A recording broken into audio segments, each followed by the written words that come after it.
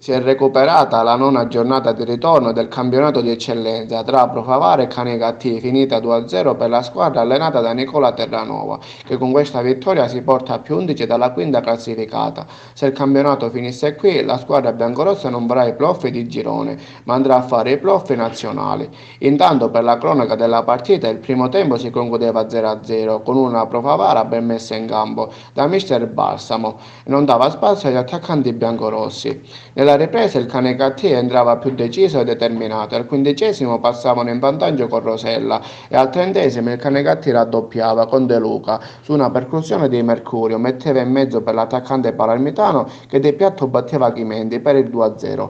A fine partita la gioia dei ragazzi biancorossi.